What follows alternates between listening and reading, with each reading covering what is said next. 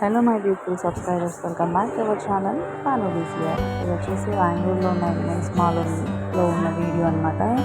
ఆ మాల్లో వచ్చేసి మేము మిస్టర్ అండ్ మిస్సెస్ మాయతో అంటే ఫ్యామిలీతో వెళ్ళాము మూవీకి. అక్కడంతా నేను ఒకసారి కూర్చున్నాను స్నాక్స్ తీసుకోవడానికి.